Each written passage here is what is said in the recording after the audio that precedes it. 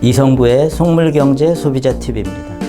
예, 요즘 날씨가 더워지고 있는데 어떻게 지내시나요? 건강에 유의하시기 바랍니다. 오늘은 늘 우리나라 선거에서는 단일화 문제들이 논란이 되고 단일화 결과에 따라 가지고 어떤 사람이 당선되느냐가 바뀌기까지 하는데, 바로 그런 문제를 중심으로 지금 현재의 투표 방법을 좀 바꿀 수는 없을까? 특히 최근에는 각 정당들이 당내에서 여러 가지 선거를 할 때도 디지털 방식을 동원하고 있거든요. 그래서 그런 디지털 방식을 동원하면은 단일화라는 이 복잡한 과정을 좀 생략할 수도 있지 않을까 해가지고 디지털 선거제, 순위 투표제를 제안한다는 얘기를 드리려고 하는 겁니다. 정치 그러면 대단한 것 같지만 저처럼 경제학자의 입장에서 보면 정치라는 것도 인간 생활에 필요한 서비스를 구매하는 행위라고도 볼 수 있다는 거죠. 보통 일반 생활에서는 어떤 상품을 살 때 자기가 갖고 있는 구매력, 지갑에 있는 돈만큼 상품들을 사게 돼서 그 돈으로 어떤 상품을 사는 게 제일 좋을까 하고 고민하게 되고, 또 다른 사람이 어떤 상품을 사건 내가 사는 상품하고는 꼭 같을 필요는 없습니다. 서로 각자 자기가 가진 만큼 자기가 원하는 만큼 사면 되는 거죠. 근데 정치라는 상품은 각자 자기가 원하는 만큼 사기 어려운 경우가 대단히 많습니다. 그건 왜 그러냐면은 특히 공직선거자를 선출할 때는 대통령을 자기가 원한 만큼, 나는 문재인을 3분의 1만 뽑고 3분의 1은 안철수를 뽑고 할 수도 없고, 또 한 나라의 대통령을 2명 뽑기도 대단히 어려운 거죠. 그러려면 나라를 분단시켜가지고 북한은 김정은, 우리 한국은 문재인 이렇게 하는 수밖에 없는 건데, 그렇게 할 경우 나라를 소비자들이 선택할 수도 없어가지고 실제적으로 자기가 원하는 사람을 뽑는 거는 대단히 어려운 거죠. 그걸 우리가 학문적으로는 집단 선택이라고, 공공 선택이라고도 얘기를 합니다. 무슨 얘기냐면 소비자들이 각자 자기가 원하는 만큼 선택하는 게 아니라 모여서 한 사람을 고르는 선택을 해야 되는 거죠. 다만 재미있는 거는 시장에서는 각자 자기가 갖고 있는 지갑에 있는 돈만큼 선택하는 데 비해서 선거에서는, 정치에서는 가난해서 못 찍는 사람도 없고 부자라고 많이 찍을 수 있는 사람도 없습니다. 물론 과거 영국이나 이런 데서는 대학 선거구라는 별도의 선거구를 두어가지고 그 사람들한테는 한 표를 더 주기도 했죠. 그리고 여자한테는 투표권을 안 준 시대도 있기는 했습니다. 그러다 보니까 어떤 선택에 있어서는, 그러니까 한 사람, 그러니까 모든 이 집단이 모여가지고 하나의 정책 혹은 한 사람을 뽑는 투표에 있어서는 구매자들이 공동구매를 하는 게 유리해집니다. 왜 그러냐면은 서로 분산해서 하다 보면은 그 분산된 한 표는 자기 의사를 반영하지 못하고 모여진 사람들의 표에 의해서 결정될 수가 있거든요. 결국 정당이라는 거는 이런 흩어진 소비자들, 정치 소비자, 국민들의 요구를 하나로 모으는, 수렴하는 도구라고도 볼 수가 있는 거죠. 그래서 그 개별 소비자 하나하나의 사람들이 자기 의사를 가장 효율적으로 반영하기 위한 장치가 정당이라고 볼 수도 있습니다. 그리고 공직 후보자를 선출하는 과정에서는 공천을 통해 가지고 내부에서 걸러지기도 하죠. 그 경선이라는 과정을 통해서 이 사람이 어떤 사람이고 커리어가 어떻고 하는 것들이 검증되게 되다 보니까 소비자들한테 정확한 정보를 제공해주고 신뢰도를 높여서 사실 정당이 공천했다는 후보를 소비자들은 주로 찍게 됩니다. 결국은 정당이라는 것은 소비자들이 어떤 정책 혹은 어떤 후보자를 선택하는 데 있어서 보다 쉽게 선택할 수 있도록 선택 비용을 줄여주는 장치라고 볼 수 있는 거죠. 근데 현실은 그렇지 못한 경우도 상당히 많습니다. 네.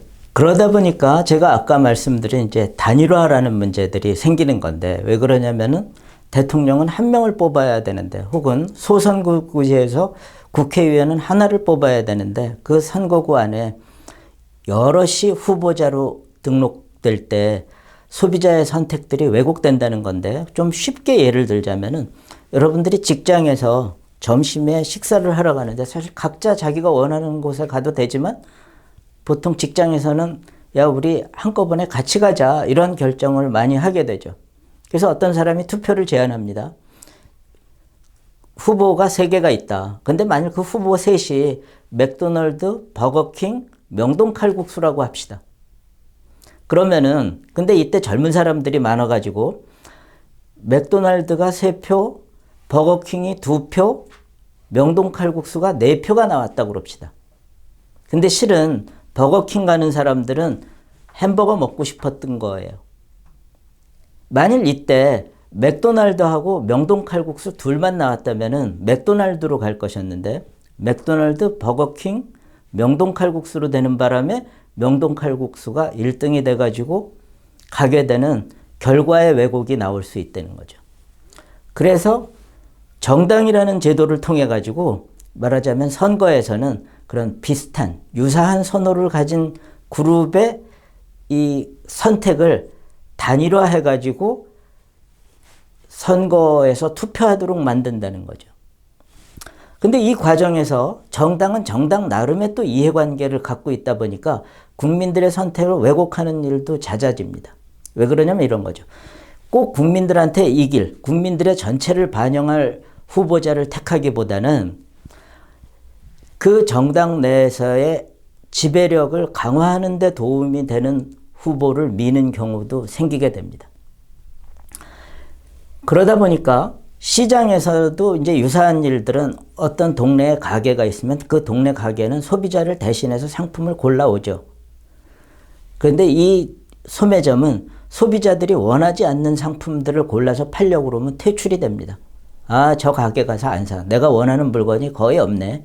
그리고 옆 가게에 가서 사가지고 그 가게는 퇴출이 되는데 정당은 그게 그렇게 쉽지는 않습니다. 예를 들어서 그 정당이 소비자가 원하는 상품을 내기보다는 자기가 원하는 약간은 왜곡된 상품을 낸다고 그래가지고 그 정당을 퇴출시킨다는 거가 대단히 어려운 거거든요. 그러다 보니까 지금 국민의힘이 우리는 플랫폼을 만들어 가지고 국민들이 원하는 사람들을 모두 모여놓고 여기서 경쟁을 시키겠다 하는 일들이 생기기도 하고 하는데 그 과정이 그렇게 쉽지만은 않습니다. 하다못해 누가 적합하느냐는 문구 하나를 놓고도 서로 다퉈가지고 단일화가 깨지는 경우가 많은 거죠. 사실 박근혜 후보하고 문재인 후보가 서로 다퉜던 대선에서는 안철수 후보하고 문재인 후보 간의 단일화가 문제됐었는데 그 단일화를 묻는 문구, 누가 경쟁력이 더 있습니까? 이렇게 물어달라는 측하고 누가 적합합니까? 하고 물어달라는 측이 문구를 통일 못해가지고 단일화를 위한 이 여론조사를 못했던 적도 있거든요.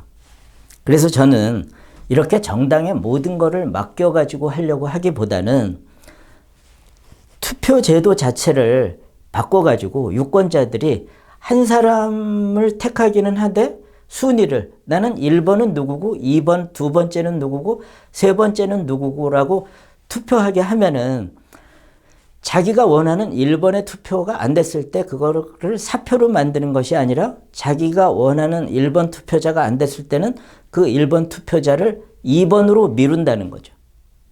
그리고 또 2번 투표자도 안 될 때는 3번으로 미룰 수 있게도 하고. 그래서 그러한 시뮬레이션이 과거에는 어려웠습니다. 왜 그러냐면은 자기가 원하는 사람이 안 돼서 2번으로 밀었는데 그렇게 했더니 최고 득표자가 달라지고 뭐 하는 복잡한 문제 때문에 개표 시간이 너무 오래 걸렸던 거죠. 그래서 과거에는 그런 방식으로 하지 않고 1차 해가지고 1번 투표를 그러니까 제일 많이 받은 두 사람을 골라가지고 결선 투표로 가는 방식을 취했던 겁니다. 그러다 보니까 선거를 2번 치르는 문제들이 생겨가지고 선거 비용이 커졌던 거죠. 그런데 이제 디지털 투표 방식 그리고 그 개표 과정을 컴퓨터에 의해서 알고리즘을 넣어주면은 이런 것들이 모두 1회로 끝날 수 있다는 겁니다. 그렇게 되면은 지금처럼 정당들이 누구를 공천해가지고 단일화하고 하면서 싸우는 복잡한 과정을 하루의 투표 과정을 통해 가지고 뭐 길어지면은 하루 정도의 개표 과정을 통해서 모두 해결할 수 있다는 거죠. 그러면은 실제 그 비용은 지금 현재 정당에서 단일화를 위해 가지고 서로 밀고 당기고 여론조사 문구가 어떻고 하면서 일어나는 복잡한 과정들을 단박에 해결할 수가 있게 됩니다. 그리고 무소속으로 출마하는 사람조차도 국민들한테 자기의 이 이념 같은 걸 알리기 위해서 나는 정당은 어디를 지지한다 이렇게 얘기할 수도 있게 해준다면은 정당의 공천은 계속 주더라도 큰 문제도 또 없게 되는 거죠. 바로 그런 얘기를 제가 좀 적었습니다. 인터넷 디지털 기술을 활용한다면은 이런 복잡한 이해관계들을 하루의 투표, 하루의 개표 과정을 통해서 해결할 수 있다. 그런데 복잡하게 이걸 모든 걸 정당과 후보자한테 맡겨놓고 투표하는 정작 정치 소비자들이 소외되는 일은 방지할 수 있다는 거죠. 제가 그동안 이런 단일화 과정의 이 실패 혹은 단일화 과정에서 일어난 문제들 때문에 선거 결과가 엄청나게 바뀌어진 예들을 말씀드려 보겠습니다.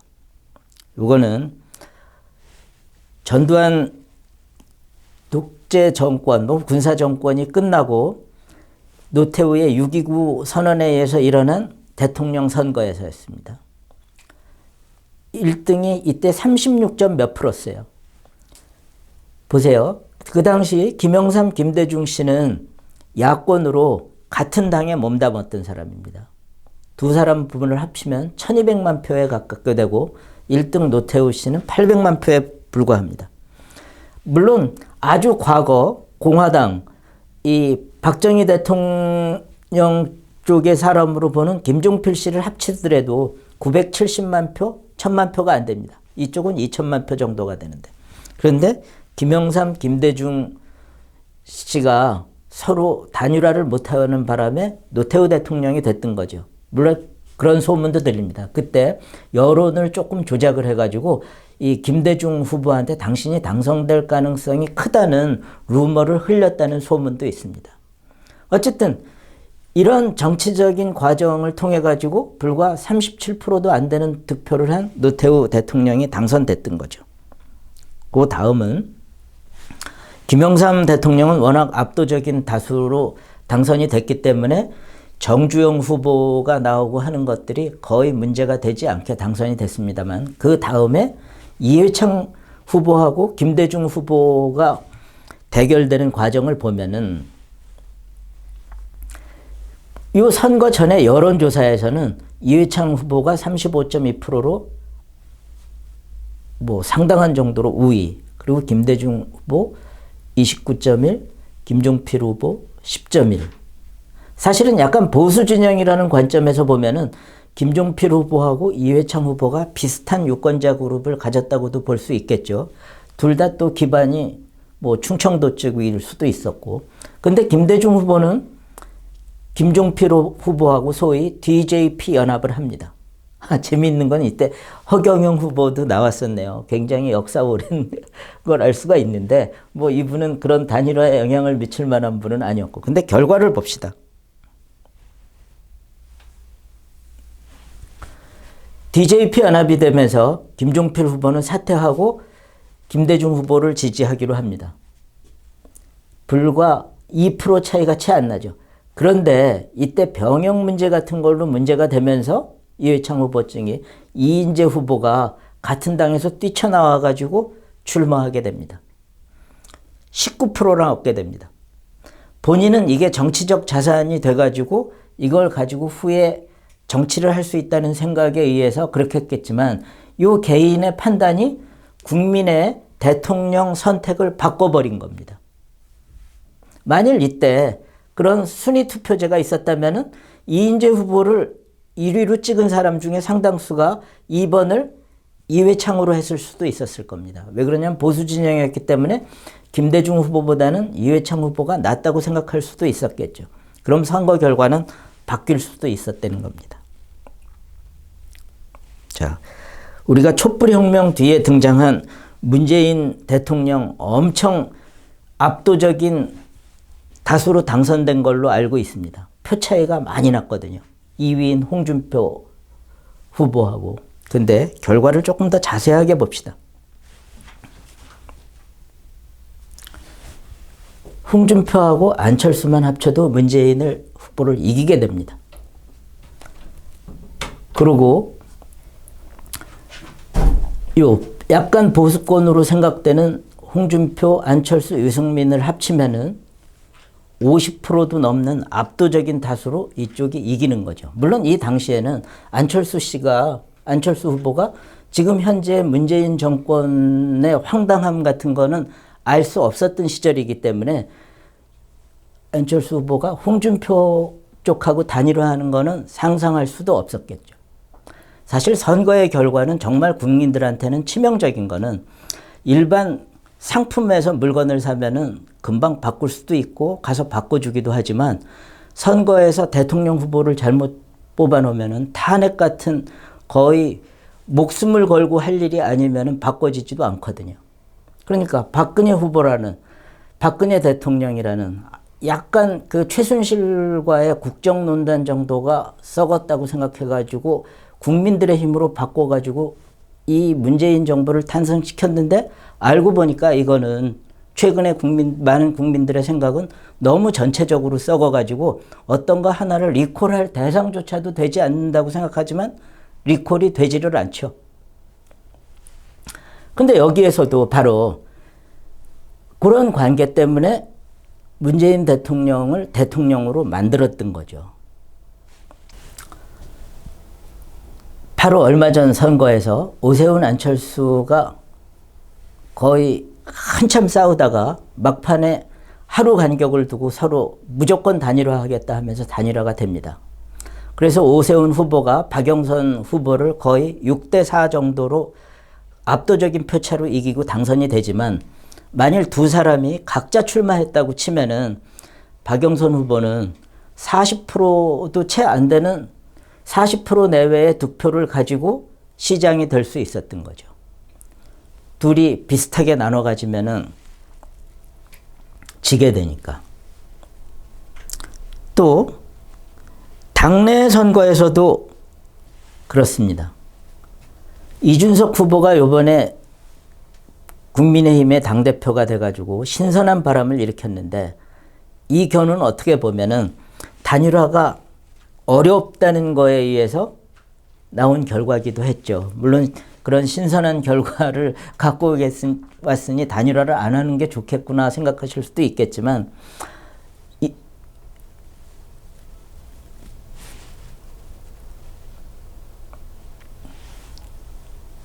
나경원과 주호영 후보의 득표를 합치면 이준석 후보를 훨씬 넘어서게 됩니다. 어쨌든 이것처럼 지금 현재 투표 방식들은 정치의 소비자가 어떤 생각을 하느냐도 물론 중요하지만 그 사람들의 생각을 어떻게 모이는 그 채널 그리고 후보 단일화라는 과정이 거의 그만큼이나 대선을 보면 거의 반쯤이 후보 단일화의 채널의 결과에 따라 가지고 달라진 것을 알 수 있는데 그러다 보니까 단일화의 과정에서 온갖 잡음과 협잡이 일어나게 됩니다.